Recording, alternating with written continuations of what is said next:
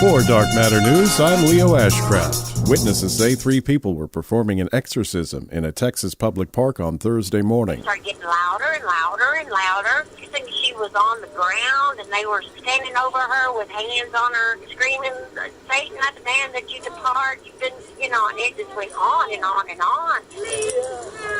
That's the reaction from one bystander after what eyewitnesses are calling an exorcism. It has also concerned the local clergyman, Father Dave Hawksley. My overriding thought in that is I hope that the people who were doing it had some level of training. He describes exorcism as the removal of an evil spirit through the use of prayer and originates from the gospel of Jesus. The person who they're exorcising, that person's getting the care that they need. Police say they were called to the scene, but since it's not illegal to perform an exorcism in a public place, they did not take action. No injuries were reported. A Hillview man has been arrested after he shot down a drone flying over his property, but he's not making any apologies for it. It happened Sunday night at a home in Bullitt County, Kentucky. Hillview police say they were called to the home of a 47-year-old William Meredith after someone complained about a firearm. When they arrived, police say Meredith told them he had shot down a drone that was flying over his house. The drone was hit mid-air and crashed. Our major cities have become war zones, ravaged by food riots, arson, and terrorism.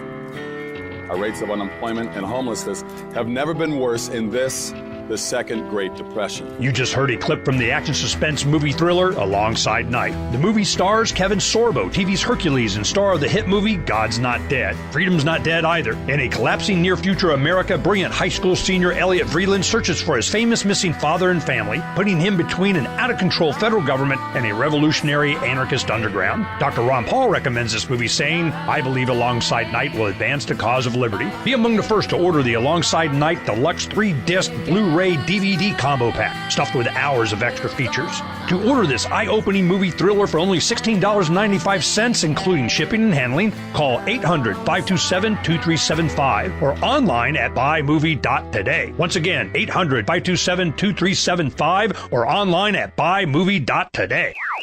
Well, we might be a little closer to interplanetary travel after scientists have recently confirmed that an electromagnetic propulsion drive, which is fast enough to get to the moon in 4 hours, actually works. The EM drive was developed by the British inventor Roger Shawyer nearly 15 years ago, but was ridiculed at the time as being scientifically impossible. It produces thrust by using solar power to generate multiple microwaves that move back and forth in an enclosed chamber. This means that until something fails or wears down, theoretically the engine could keep running forever without the need for rocket fuel. The drive, which has been likened to Star Trek's impulse drive, has left scientists scratching their heads because it defies one of the fundamental concepts of physics, the conservation of momentum, which states that if something is propelled forward, something must be pushed in the opposite direction. So the forces inside the chamber should cancel each other out. In recent years, though, NASA has confirmed that they believe it works. And this week, Martin Tajmor, professor and chair for space systems at Dresden University of Technology in Germany, also showed that it does produce thrust.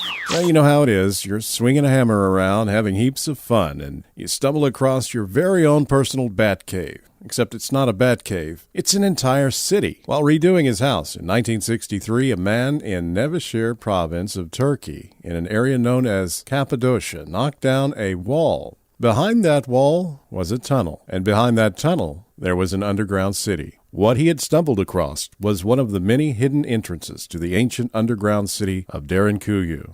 This was an entire city carved into the stone below Cappadocia, reaching some 60 meters below. It had 18 levels. It had it all: residences, churches, food storage, wineries, and even a school. It was designed to house some 20,000 people as well as livestock. It features vents to the surface and several discrete entrances. This all suggests that the city was built as a precaution to protect the people during times of war or natural disaster. Cities like these were used during times of Christian persecution, so religious items would be placed on the lowest levels for protection.